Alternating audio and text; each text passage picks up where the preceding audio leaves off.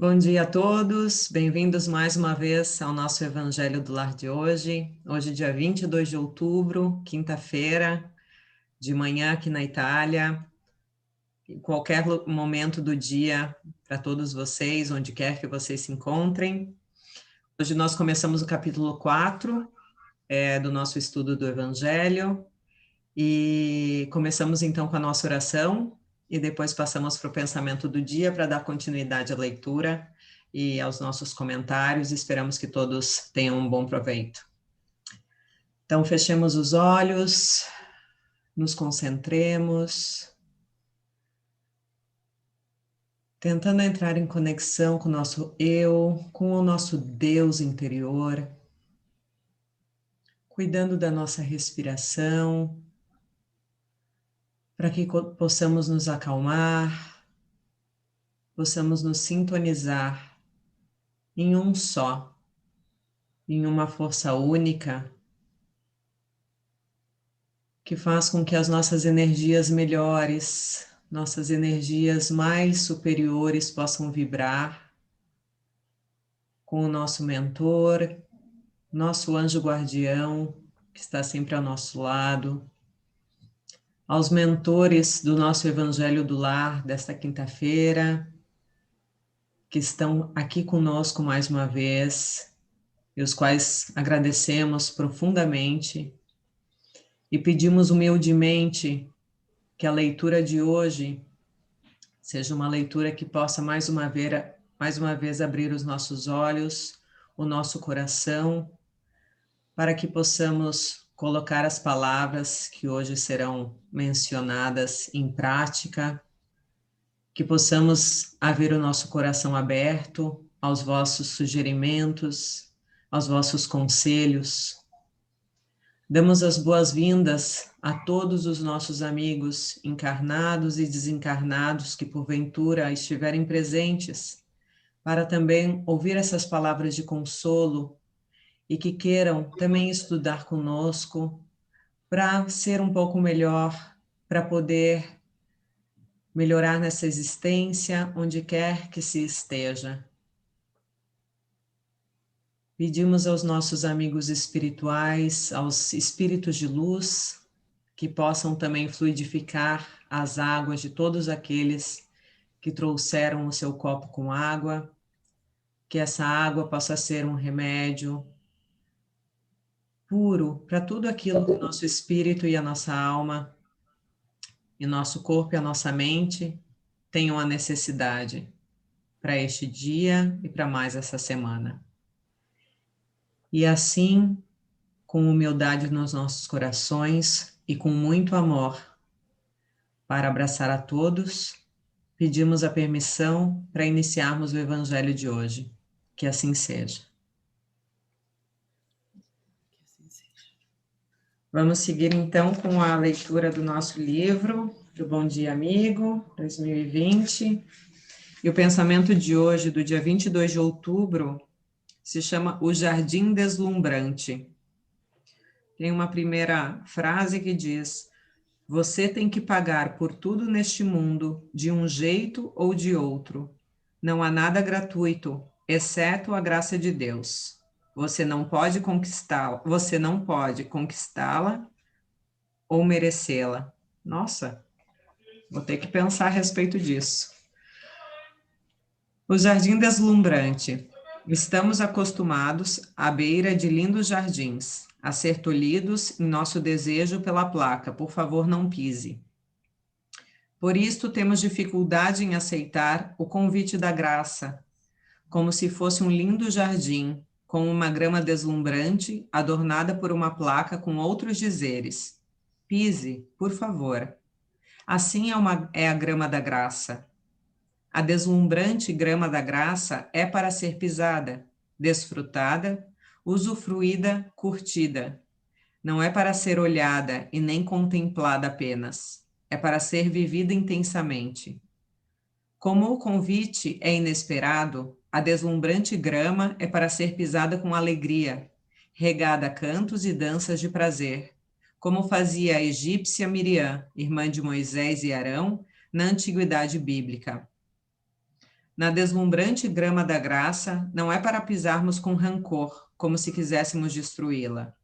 Na deslumbrante grama da graça, é para andarmos de mãos dadas, ou melhor, de corações entrelaçados com outras pessoas, sem lugar para julgamentos, xingamentos, exigências e palavrões. Ao andarmos pela deslumbrante grama da graça, precisamos tirar os nossos sapatos, para que nosso corpo pulse no ritmo do coração do Pai Eterno, para que nossa alma entre em contato com a suavidade do Espírito de Deus, para que nossos narizes deliciem-se com o perfume de Jesus. Nós somos, para com Deus, o bom perfume de Cristo. 2 Coríntios 2, 15. E essa é a leitura de hoje, e eu acho que agora eu entendo um pouco mais o fim da frase de Charles Portes, que é aquela primeira frase do início que diz: você tem que pagar por tudo neste mundo de um jeito ou de outro, não há nada gratuito, exceto a graça de Deus. Você não pode conquistá-la ou merecê-la, porque, na verdade, essa graça de Deus é para todos, como essa grama da graça que diz: pise, por favor. É apenas a gente mudar a nossa postura, né, e ir realmente com a melhor das intenções para viver esse jardim deslumbrante.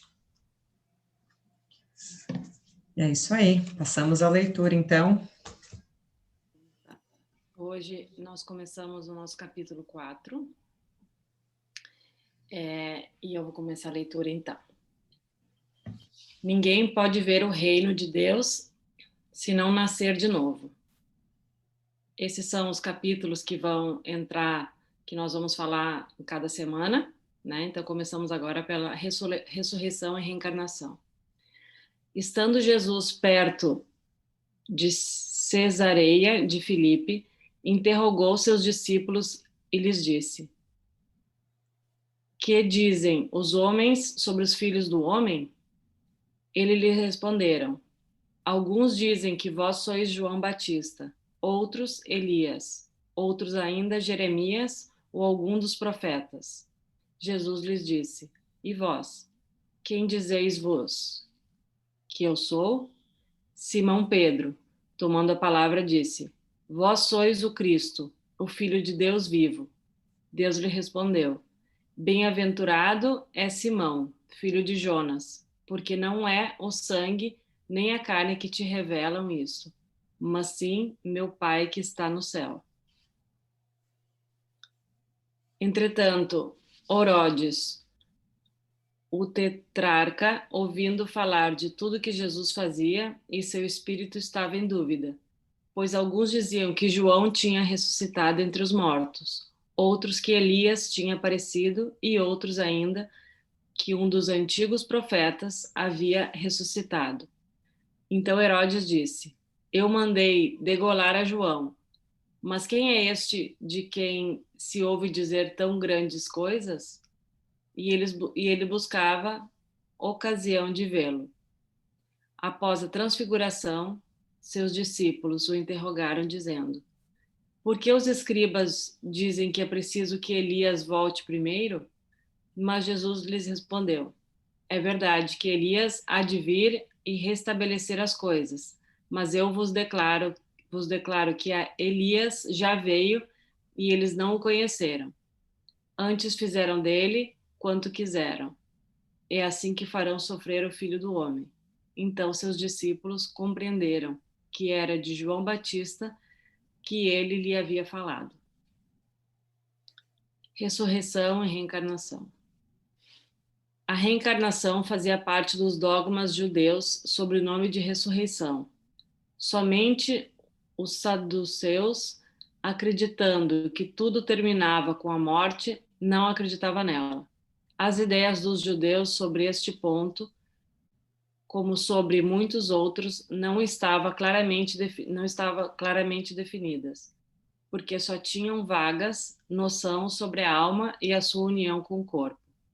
Eles acreditavam que um homem poderia reviver sem terem uma noção exata de como isto poderia acontecer. Designavam pela palavra ressurreição o que o Espiritismo chama mais justamente de reencarnação. Na verdade, A ressurreição supõe o retorno à vida do próprio cadáver, o que a ciência comprova ser materialmente impossível, sobretudo quando os elementos deste corpo foram há muito tempo dispersos e absorvidos. A reencarnação é o retorno da alma ou do espírito à vida material, mas em outro corpo novamente constituído e que nada tem em comum com o antigo. A palavra ressurreição poderia, assim, aplicar-se a Lázaro, mas não a Elias nem aos demais profetas. Se então, segundo sua crença, João Batista era Elias, o corpo de João não poderia ser de Elias, pois João tinha sido visto criança e seus pais eram conhecidos.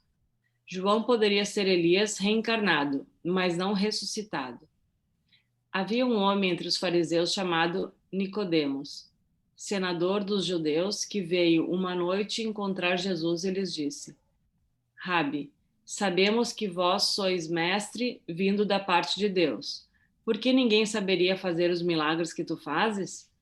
Se Deus não tiver com ele, que tu fazes se Deus não tiver com ele. Jesus lhes respondeu, dizendo: em verdade, eu te digo, ninguém pode ver o reino de Deus se não nascer de novo.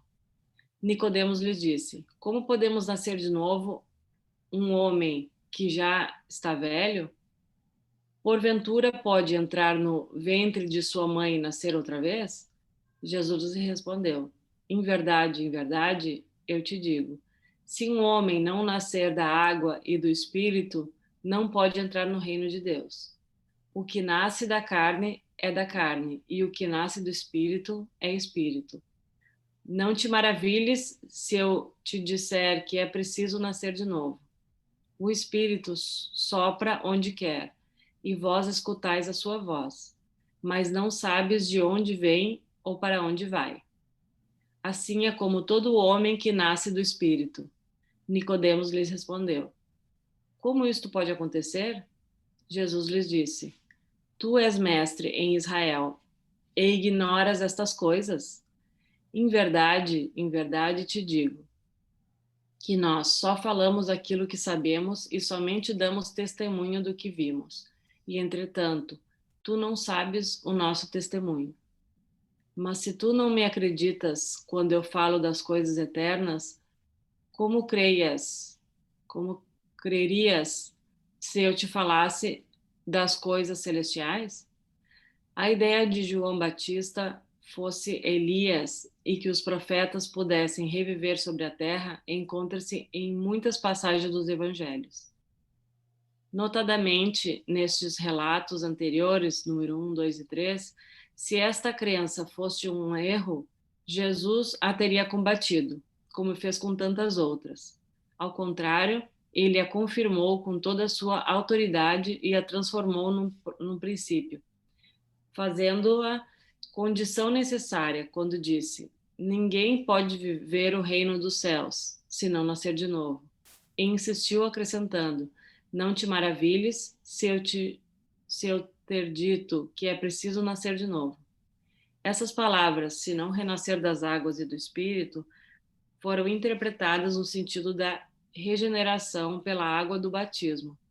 Mas o texto primitivo trazia simplesmente: não nascer da água e do espírito, enquanto que algumas traduções, a exemplo do espírito foi substituída pelo Espírito Santo, o que não corresponde ao mesmo pensamento. Este ponto capital provém dos primeiros comentários feitos sobre o Evangelho, assim como um dia será constatado sem equívoco possível. Para compreender o sentido verdadeiro dessas palavras, é preciso igualmente se reportar à significação da palavra água, que não foi empregada no seu sentido próprio. Os conhecimentos dos antigos sobre as ciências físicas foram muito imperfeitos. Acreditavam que a Terra havia sido das águas. Por isso consideravam a água como o elemento gerador absoluto. É assim que está escrito na Gênesis. O Espírito de Deus era levado sobre as águas, flutuava na superfície das águas.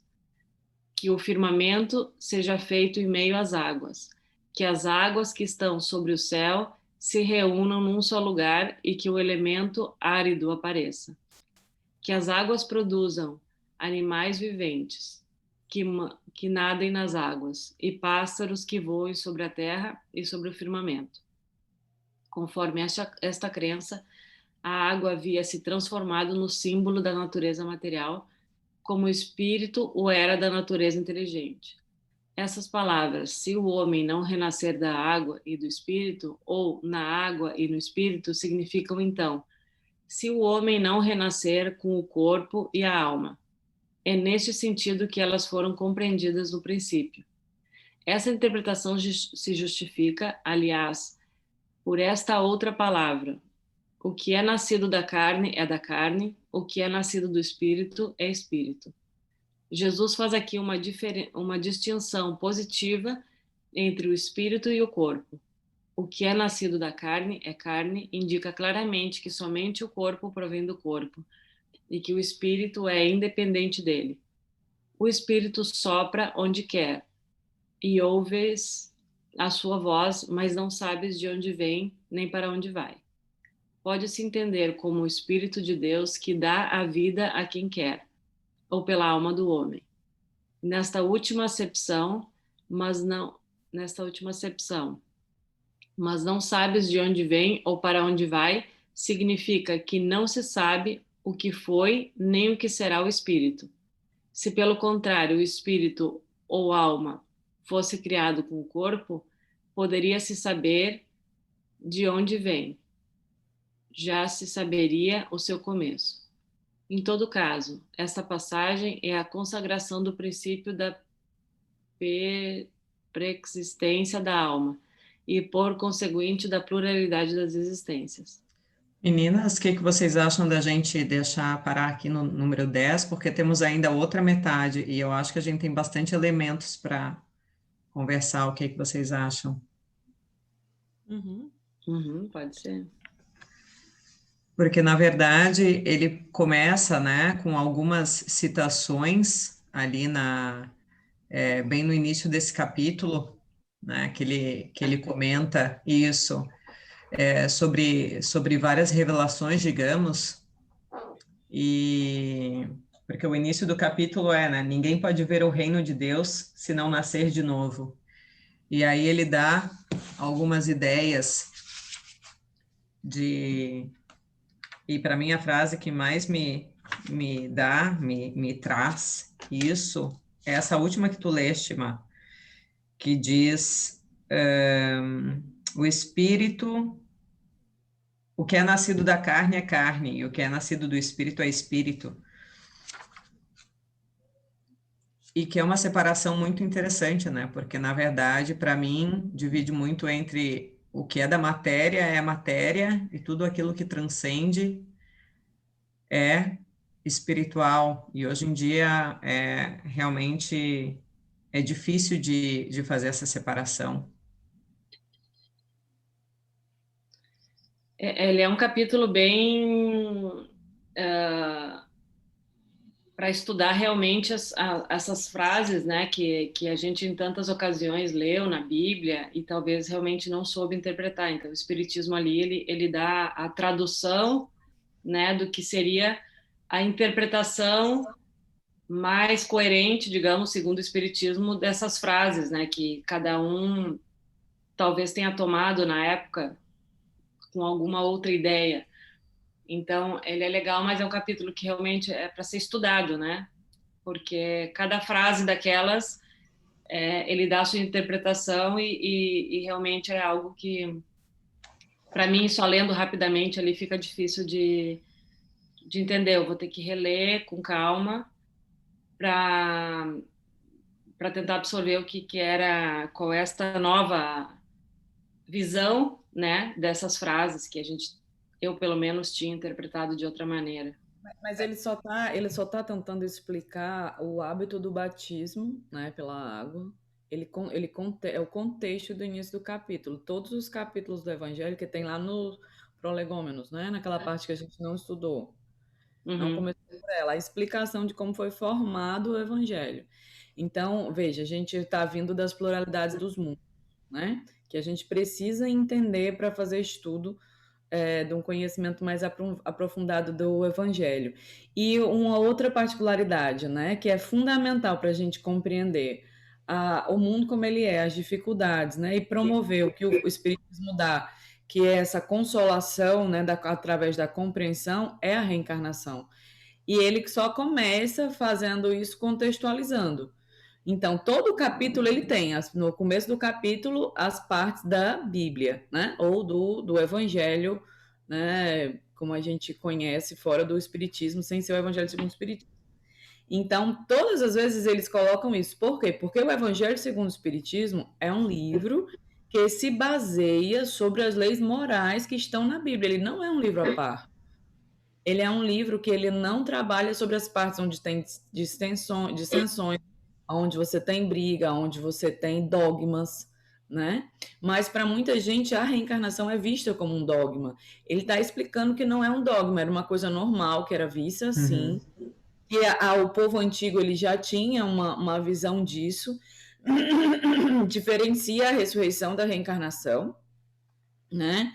Porque a ressurreição seria a ressurreição do corpo, e aí ele tenta contextualizar só essa coisa, né, de que antigamente, por que nascer da água e do Espírito, que é o que a igreja converte no batismo para a salvação, né?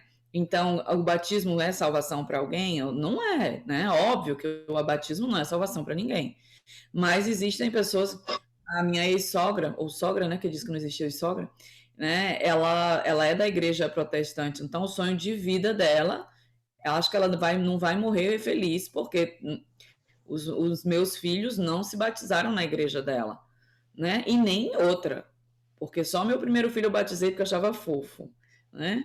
Eu digo, lindo, vamos lá fazer, mas os outros não batizei.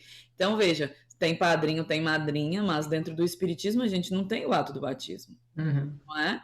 Então, veja, ele está ali explicando que aquilo ali é uma coisa interior, e que na hora que Jesus está falando da água, ele está falando do renascimento da carne, e não que aquela água, embora João Batista fizesse, né?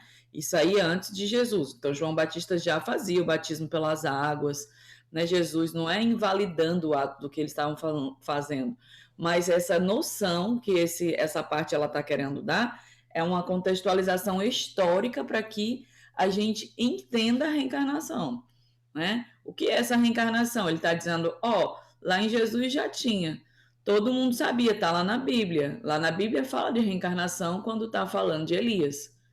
Então, o Elias já veio e vós não o reconhecestes, né? Antes disso, além de não reconhecer, ainda agiram, né? Fazendo com ele o que ele vai chamar aí, que eu não lembro os termos, né? Tipo, fazendo o mal, ou levando ao extremo da dor, porque João Batista é decapitado, né?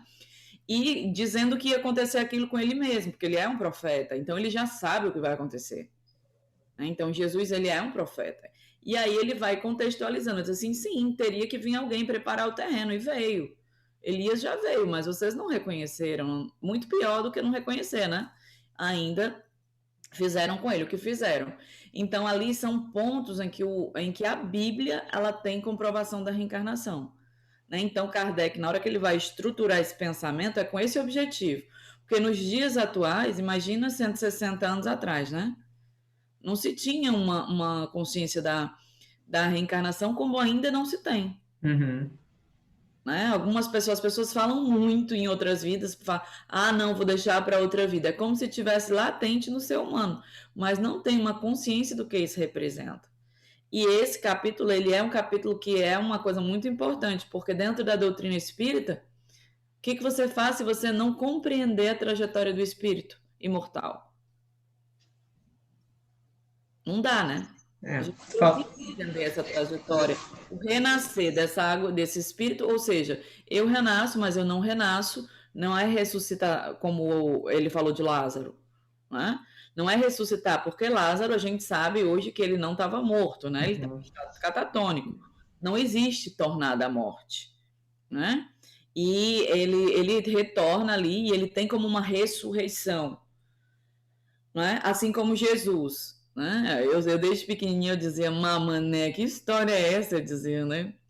porque você vai estudar lá na a Páscoa, né? Lá no Brasil, onde eu vivia, a gente fazia toda Semana Santa, todos os e queimava Judas e tarará, todas essas coisas que você tem às vezes uma prática lá, não sei se na região de vocês é igual, mas eu dizia, mas que mané, e Jesus subiu aos céus, né? Jesus ressuscitou e subiu aos céus. Eu digo, me explica, né?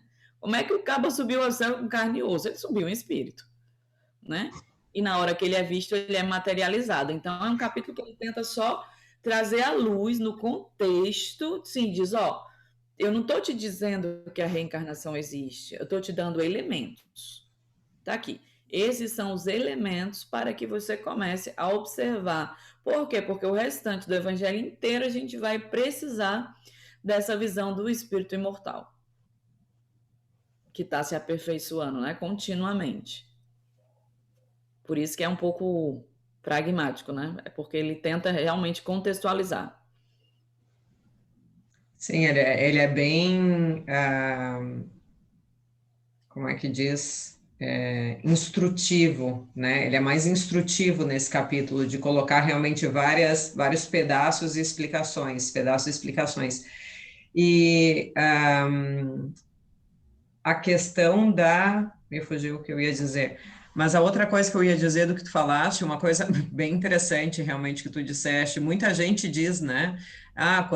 Numa outra vida, sem ser, né, espírito ou ter o pensamento da reencarnação, porque de repente é de uma outra religião que acredita de um outro pensamento, enfim, que acredita na ressurreição, mas que ainda assim usa, né? Mesmo que é que nem eu não acredito em espírito, mas morro de medo de fantasma. Oh, mas o que é o fantasma? O que significa isso, né? As pessoas acabam tendo isso dentro de si, é que nem eu não acredito, eu sou ateu, graças a Deus, né? Como diz no filme ali do Nosso Lar, se eu não me engano, que tem uma passagem que diz. Então, as pessoas têm mesmo essa questão dupla, né? Porque dentro da gente tem alguma coisa latente, como tu disseste. E o que eu ia dizer antes, aqui o que eu gosto dessa parte dessa leitura em particular, eu sei que ela é grande, ela é maçante, por isso que eu sugeri da gente dividi-la, porque realmente são muitos elementos, porque também a gente tem que se recordar que a própria Bíblia em si, quantas vezes ela foi transcrita, foi traduzida, depois foi reescrita de novo, não reescrita no sentido de completamente recriada, mas aquelas pessoas muitas vezes que a transcreviam ou que mudavam a língua, né, traduziam, eles colocavam elementos seus, e pessoas que hoje estudiosos realmente de teologia, estudiosos da Bíblia, comprovam isso dizendo, né, da língua original na qual ela foi escrita. Então, ele mesmo mostra nesse texto, por exemplo, que o Espírito foi traduzido por Espírito Santo a partir de um certo momento, que a água foi traduzida por água benta, né, água do batismo. Então, são essas questões que eu acho muito instrutivas nesse caráter mesmo de colocar a pulguinha atrás da orelha, e quem tiver dificuldades de entender ou de crer, porque simplesmente quer buscar mais, e não tem nada de errado nisso, poder ter os instrumentos de dizer, puxa, eu nunca tinha pensado nisso, será mesmo? Vou pesquisar, vou atrás, né? E realmente buscar mais na fonte, mais na raiz. Tem vários estudos hoje em dia já documentados, né, sobre as primeiras Bíblias, as primeiras escrituras e tudo mais. Então, fica também, como a Maísa falou antes, né? Vou ter que estudar mais, vou ter que olhar mais. São realmente, porque são elementos que vão, para muitas pessoas, quebrar, né, várias coisas que nos foram instituídos, né, pelas nossas famílias, de repente, mas pela nossa cultura, pela nossa história. Eu, né, fui batizada, fiz catequese, fiz crisma, participei de grupo de jovens de igreja por, sei lá, 10 anos da minha vida, e tudo que eu aprendi lá, eu uso hoje para o espiritismo, porque é a mesma coisa. Simplesmente, são coisas que para mim começaram a fazer realmente sentido, coisas que eu me questionava e começaram a me fazer mais sentido, vistas de um outro ponto de vista que para mim me preenche, Eu né? sou mais rebelde, deixei de ser católica na primeira comunhão, né? É? Eu também. Porque mas a leitura é a mesma, né? A leitura é a mesma, a base é a mesma. Mas não te ajuda a compreender. Então, como Exato. né? Por exemplo, esse texto que a gente leu, Kardec é altamente cientista, né? Kardec não constrói algo que não seja com a base. Então, é muito importante essa contextualização, porque o Espiritismo, ele é uma fé raciocinada. Então, ele não quer que você acredite por acreditar, ele quer que você duvide, ele quer que você investigue, ele quer que você se dê o trabalho, né? Não é eu dizer, a reencarnação existe. Uhum. Então, ele vai lá, você imagina, a gente é do mesmo país, da mesma época, vocês não sabem o que é carão, porque para vocês carão é uma coisa e carão para mim é outra, né? E porque a gente é de regiões diferentes. Exato. Você imagina uma nação de mais de 2.000 anos atrás. Então, e outra, não é só esse o problema da Bíblia, né? A Bíblia foi adulterada de verdade. Então, na hora que nós estamos vendo isso, que o Espiritismo, ele resgata o quê? Todas as partes que são importantes para o desenvolvimento moral. Ele pega as passagens do desenvolvimento moral, aí nos ajuda na compreensão do estudo daquela parte, e depois vem as instruções dos espíritos mais evoluídos que a gente, né? Para que a gente possa compreender. Que a reencarnação, ou o que explica, né, nossas dificuldades, o que explica nossas limitações, o que explica todos os estágios em que nós estamos presos. São níveis ainda a avançar, né? E a gente tem nesse estudo essa base. Por isso que eu digo quanto esse capítulo ele é importante, por isso que ele está no começo. Né? Por que no anterior a gente estuda a pluralidade dos mundos? E por que antes você vai ver o contexto de Jesus? Então, veja, Kardec é cientificista, né? Então, ele vai dando tudo o que você precisa para que você aprofunde no estudo moral. Então, a reencarnação e suas bases. Tem um livro que é a Reencarnação na Bíblia, né? Que ele traz essas passagens, que ele também é um livro espírita. E que traz toda essa explicação, né, do contexto em que se abandona o uso do termo reencarnação. Mas a verdade, ela é inerente, né? Ela é inerente ao espírito. A pessoa sente, não faz um sentido, né? E tem muita gente rebelde por isso, porque não consegue compreender, né, qual é o sentido da vida. Tá, ok. E, né? É como a gente pega tantas pessoas que estão com...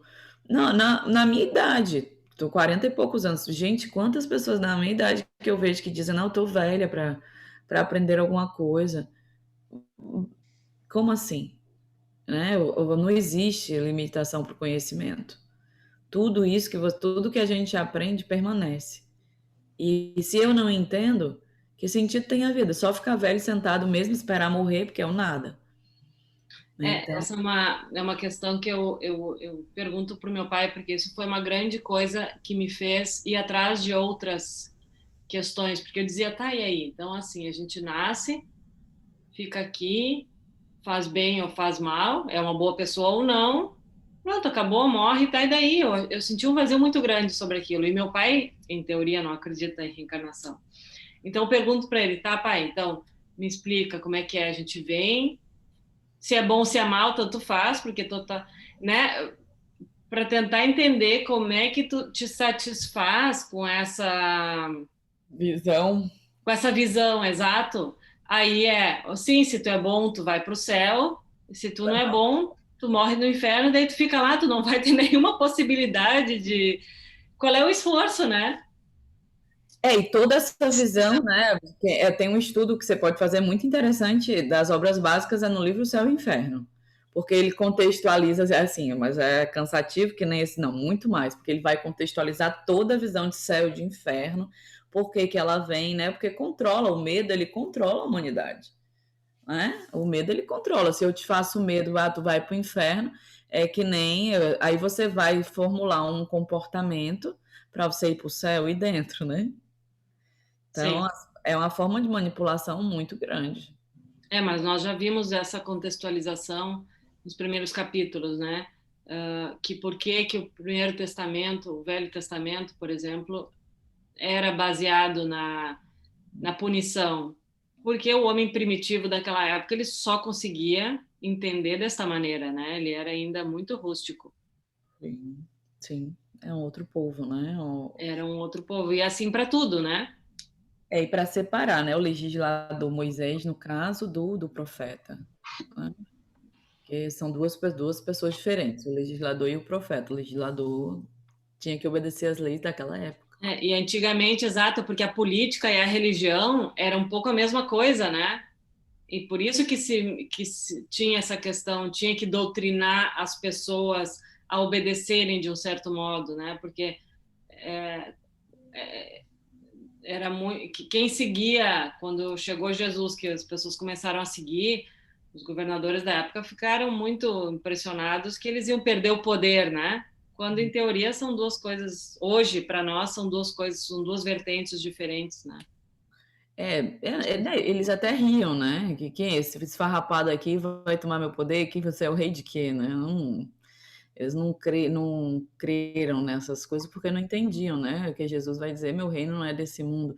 Eu não sei como era essa coisa religiosa, porque eram muitos deuses, né, antes de Jesus, então eu realmente não tenho estudo para dizer nada sobre essa parte, por exemplo, na época de Moisés e tal.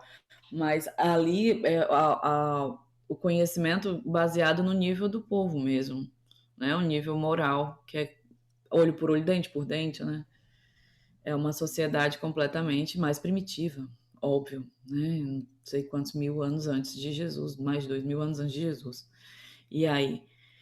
Mas hoje é muito, eu vejo isso, né? A preocupação de Kardec em nos ajudar, porque se a gente não compreender esse renascer, né? A oportunidade que a gente tem todos os dias na nossa vida, desse renascimento, a gente não se, vamos dizer assim, se conecta com o propósito do espírito imortal. Para você trabalhar as bases morais do enfrentamento de todas as dificuldades e a compreensão das nossas limitações e desenvolvimento da nossa potencialidade, a gente precisa desse conhecimento, precisa acessar dentro da gente essa verdade. Porque senão, como é que eu vou caminhar nesse estudo? Como é que eu vou entender? Né? Como é que eu vou compreender? Porque, é como eu digo, muita gente acha a reencarnação como um dogma, né, do espiritismo. E ele vem aí dizer que não, a reencarnação é uma lei, ela é uma lei natural. Ela sempre existiu, ela não é novidade do espiritismo. No passado já se acreditava, né? Na verdade, a reencarnação ela foi votada na Igreja Católica, no concílio lá, não sei de quanto, eu não decoro as coisas direito, e ela perde, tipo, por 3 votos a 2, vamos supor, uma coisa assim. Me perdoem se eu perder o tanto de voto que eu não lembro, mas ela foi votada. A reencarnação existe ou não existe? Os carinha foram lá e votaram, e ela perdeu com um voto a menos que não existe.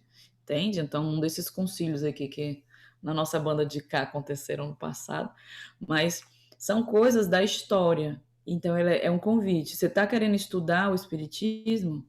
Você está querendo mergulhar no seu espírito imortal? Então, preste atenção, porque o seu contexto não é o de hoje, né? E da época de Jesus já se sabia.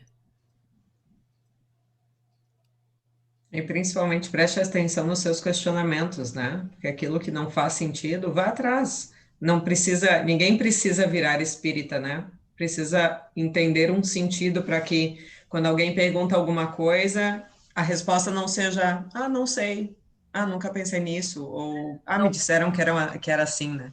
não consigo olhar. Às vezes as pessoas não encontram respostas, né? E não conseguem procurar. Porque estão presas, né? Uma coisa muito Sem fixa. crenças, né? Paradigmas. E a gente tem no Espiritismo, né? Que nós estamos aqui fazendo um estudo espírita, o que eu acho mais fantástico do Espiritismo é essa liberdade, né? Óbvio que nós, enquanto homens, na hora que nós estamos aqui colocando nossa opinião, a gente está correndo todos os riscos do mundo de equivocar-se. Uhum. E a gente tem que, com humildade, saber disso. Mas a palavra é uma só, então quem quer que a procure vai perceber o nosso equívoco, compreender a nossa intenção e vai mergulhar por si no seu crescimento. Porque não é uma coisa de criticar, é uma coisa de você evoluir, porque o Espiritismo ele dá essa possibilidade. Né? Ele explica, ele vai trazer a explicação e me diga, a gente vai daqui para frente no Evangelho, a gente está fazendo um estudo sequenciado. Né? A gente precisa estudar esse evangelho para aplicá-lo na nossa vida. Se a gente não compreender a reencarnação, souber a base dela, souber que ela já era uma coisa natural, como todas as verdades o são, né? Quando a gente estuda as verdades universais, elas estão ao longo da história, em todo lugar. E aí, interessante, aí não precisava de evolução intelectual, né? Os povos primitivos têm uma noção de Deus, né? Eles têm uma consciência dos espíritos mais que a gente, muitas vezes, né? Na nossa sociedade. Veja, a verdade, eles sabem que a sabedoria ali vem, eles têm veja, intuitivamente, né? Então, a gente tem uma oportunidade muito grande de olhar para isso, para que a gente possa se humildar nesse processo. O que eu vou fazer com essa doutrina? Por isso que eu disse, eu era rebelde, né? Então, eu passei 4 anos no catecismo, que lá na minha terra eram 4 anos para o catecismo. Tinha que ir para a missa todo domingo, né? E no final eu já dizia à mamãe assim, eu dizia, que não vou não. Ela dizia, você vai? Eu dizia, a senhora quer o quê? Que eu reze a missa para a senhora? Porque eu já decorei todinha, né? Eu ficava, porque eu não conseguia extrair algo demais ali. Eu dizia, mas o que você quer? Quiser eu rezo a missa aqui em casa. Rebelde, né? Sempre. Aí quando foi na minha primeira comunhão, sentei lá, porque tinha aquela coisa, né? Vai confessar. Aí cheguei na igreja, uma reca de meninos, uns 40. Aí sentei na frente do padre. Um senhorzinho de cabelo branco, gente, quase desencarnando já. Aí o senhorzinho de cabelo, eu olhando pro senhorzinho, eu já olhava assim, eu com 10 anos, né? Eu dizia, mãe, meu Deus do céu, que danado, eu vou falar de pecado com esse homem, que tem mais pecado que eu. Eu ficava pensando, que pecado eu tenho, né? Eu com 10 anos. Tá bom, vou dizer o quê? Desobedeci mamãe, papai, e eu ficava refletindo. Aí o desfecho foi na hora que esse cara me entregou a hóstia. Que até ali eu ainda estava só na crítica, né? Mas quando eles me entregaram a hóstia, que você tinha que ir ali ajoelhar com a sua penitência, que depois eu descobri que era igual a mim, dos 40 meninos, fiquei delusa. O que eu digo, mal o quê? Mas o cara não se deu nem trabalho de me fazer minha penitência. Deu igual. Aí, mas o problema para mim foi quando me deram a hóstia. Porque eu percebi que eu tinha passado 4 anos no catecismo e eles não tinham me auxiliado numa conexão com Deus. Eu não sabia o que diabo eu tinha que fazer com aquele negócio ali. E na hora que eu ajoelhei com a hóstia na boca, depois de 5 anos de estudo, eu digo, e agora? Aí eu digo, meu Deus, e agora? Que mané? E eu digo, não, peraí. Pela lógica, eu tenho que me conectar com o homem lá de cima, né? Pela lógica. Ou seja, não tinha resposta para as coisas básicas, né? Básica. Aí eu digo que você termina sendo rebelde porque mamãe ficava doida, que ela dizia, essa criança não acredita em Deus. Eu digo, mãe, não acredito na igreja, porque eu sei rezar a missa do padre, né? Então, veja, mas aquela rebeldia é, poxa, me diz alguma coisa a mais. E eu lembro como se fosse hoje o dia que eu ganhei o evangelho. E na hora que eu abri aquilo ali, né, por isso que eu digo, estudei, li, né? Não digo nem que estudei, porque, como eu digo, a gente lê anos e anos e anos e não sabe de nada. Mas eu li, foi meu primeiro livro durante mais de 20 anos. E era meu livro de todos os dias. Eu não tinha essa coisa de estudar o evangelho. Eu estava com o evangelho sempre. E eu dizia, minha vida não é no espiritismo, é vivenciar o evangelho na vida. E aí eu ficava trabalhando aquilo ali. Mas quando eu li aquelas palavras, eu disse, Deus do céu, existe algo diferente. Né? Então, veja, o espiritismo ele dá essa abertura para você pensar, para você ver o paralelo daquilo ali na sua experiência, né? E você poder mergulhar num processo que ele é muito mais do que ir ali pegar uma hóstia e colocar na boca. Eu tenho que fazer algo com aquilo ali. Hoje eu sou espírita, mas como eu fiz catecismo, se eu for na igreja, seja lá onde for, eu faço a comunhão. Porque aí eu vejo a atuação realmente dos fluidos, dos espíritos que trabalham naquela igreja, né? De todo o apoio espiritual que tem ali, da hóstia, o quanto ela é igual nossa água aqui, né? Abençoada, para que sirva como uma medicina, como um remédio. E aí você vai, puxa, aí o mundo fica com um pouco de outra cor. E eu acho que é essa, sabe assim, a mensagem do evangelho é, tá, você quer mergulhar? Então perceba, estude, tente ver verdadeiramente como as coisas são, para que você possa ver dentro de você de verdade.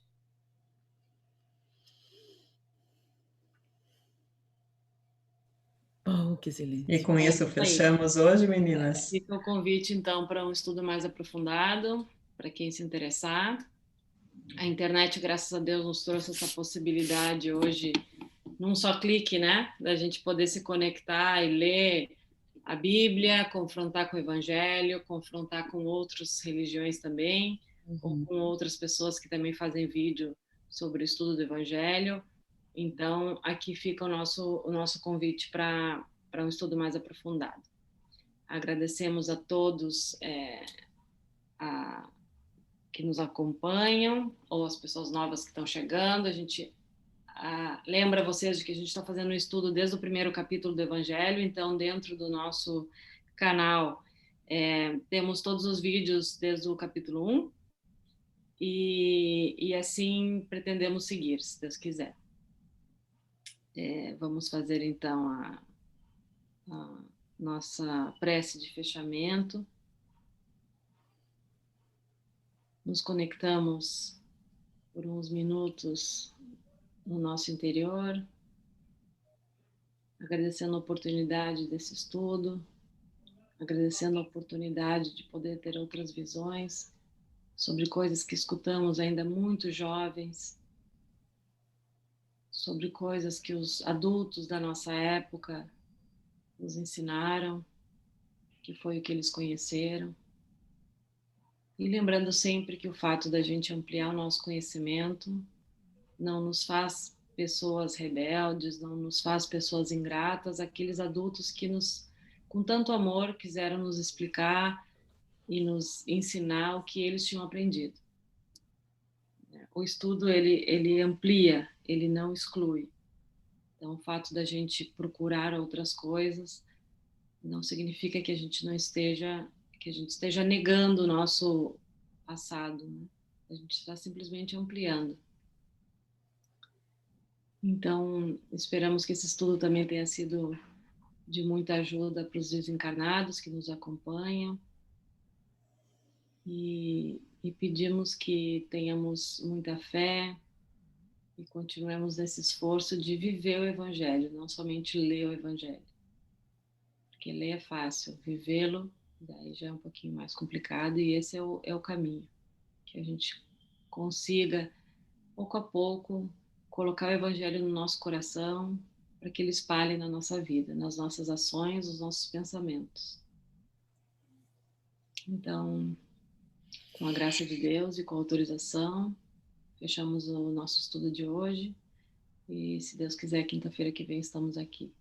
Para todos aqueles que trouxeram a sua água, estejam certos de que ela foi fluidificada, de que ela foi carregada com o que nós precisamos para enfrentar a nossa semana.